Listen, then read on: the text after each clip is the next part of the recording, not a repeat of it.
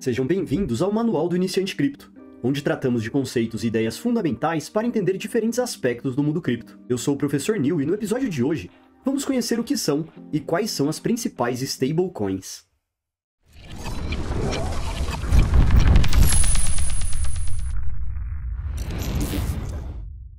O mercado cripto providencia uma série de ferramentas e mecanismos para facilitar a vida do investidor. Conhecendo a natureza volátil do mercado, muitos desejam não estarem expostos a tanta volatilidade, principalmente quando acreditam que vem mais queda pela frente.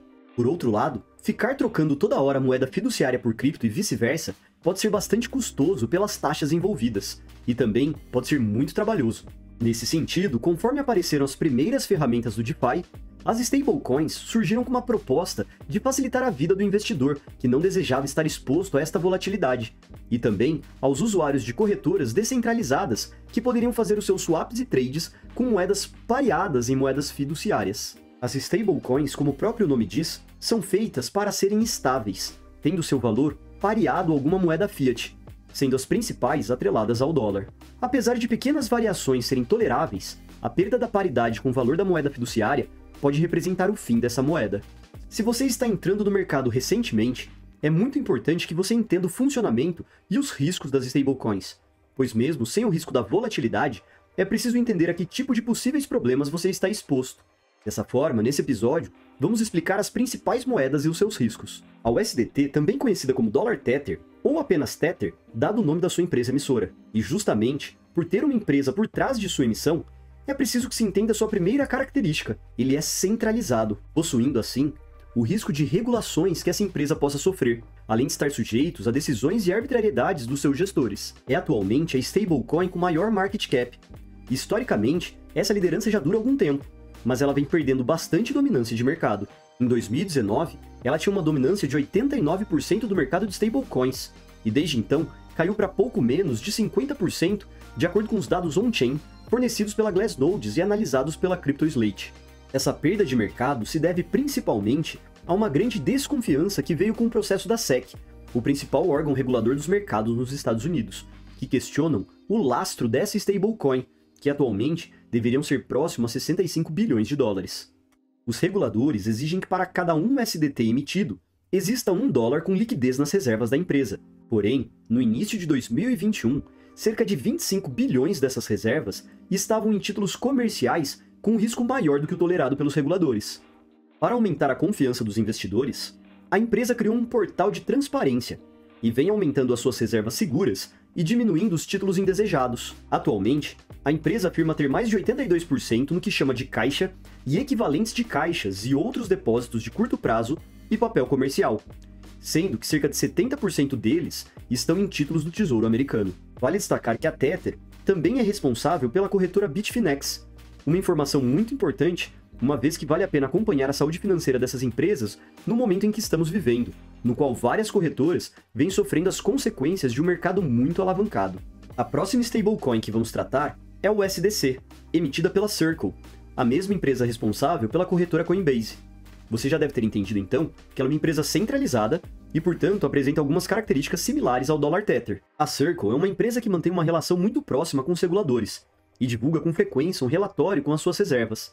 Também possui um portal de transparência que, em outubro, quando foi a última divulgação, apontava cerca de 80% das suas reservas eram em títulos de tesouro americano e os outros 20% em dinheiro em caixa ou similares. A USDC apresenta uma característica que preocupa muitas pessoas no mercado cripto. Existem funções no contrato dessa criptomoeda que permite ao owner, ou seja, o proprietário do contrato, que será uma pessoa ou um grupo dentro da Circle, de bloquear fundos em USDC ou transferi-los entre carteira sem a necessidade da permissão dos proprietários dos tokens. Com isso, existe um risco de confisco dessa stablecoin mediante decisão da empresa, ou até atender às exigências dos órgãos reguladores. A terceira maior stablecoin também está associada a uma empresa e corretora, a BUSD, a moeda estável da Binance, a maior corretora de cripto do mundo.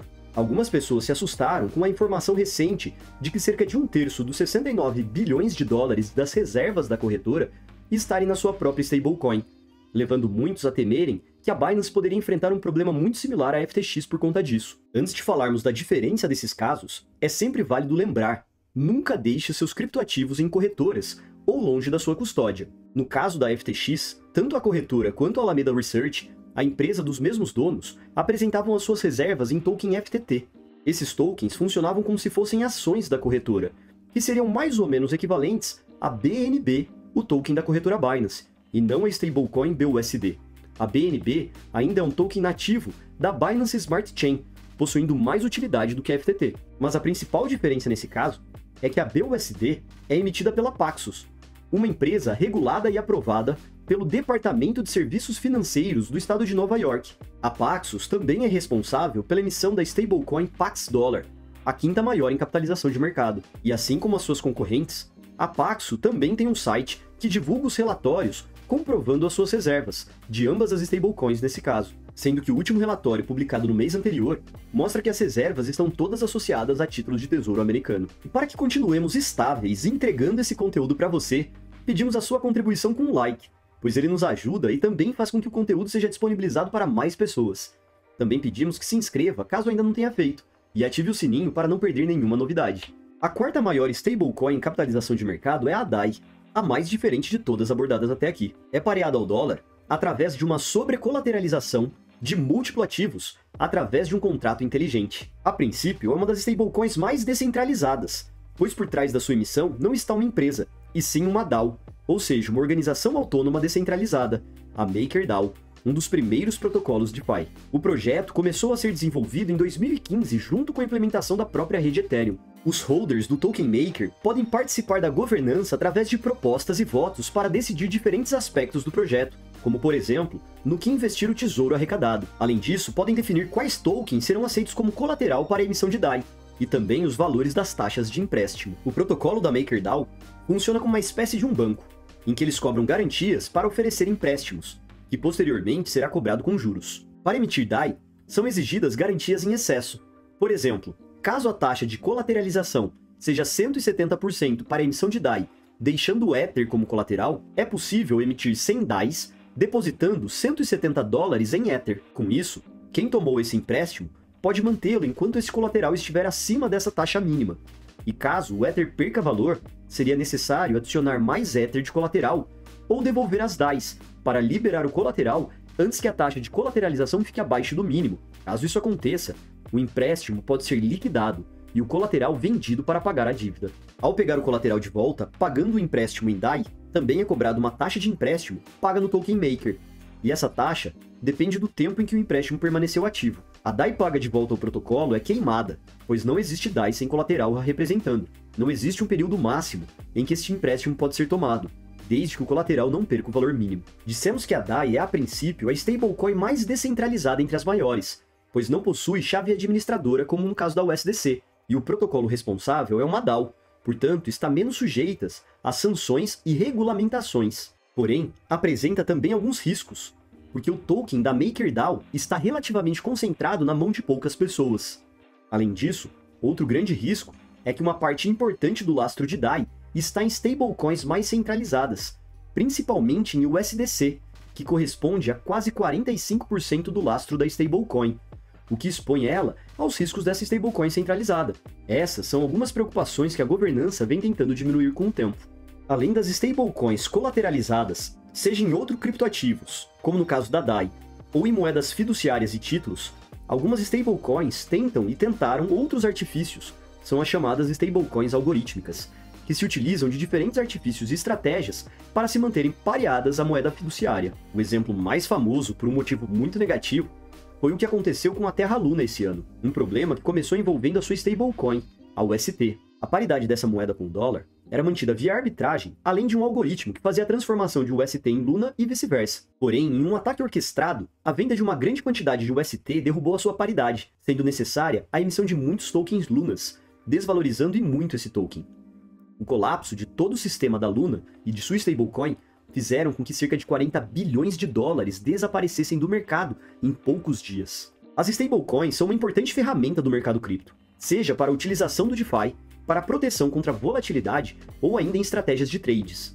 Porém, ainda são ativos muito novos e apresentam uma série de problemas e limitações que precisam ser entendidos para que o risco seja controlado. As stablecoins podem até ser uma forma de se expor à volatilidade do câmbio nacional, mas é preciso entender que está se assumindo uma camada a mais de risco dentro de tudo que abordamos por aqui. A melhor estratégia para proteger o seu capital em stablecoins de problemas relativos a empresas, centralização ou a exposição desse projeto a uma stablecoins ou outros ativos é a diversificação em diferentes stablecoins. Você pode dividir o seu patrimônio em diferentes moedas, de tal forma que dilua o risco de uma única stablecoin colapsar. E se você gostou desse conteúdo, não esqueça de deixar o seu like. Eu sou o Professor Nil e faço parte da Escola Cripto.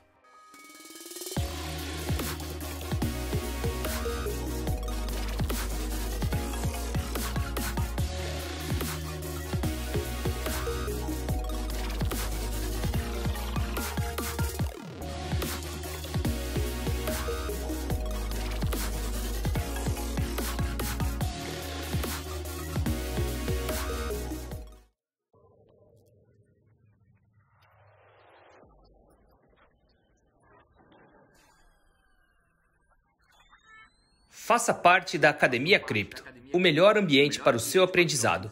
Primeiro link na descrição do vídeo.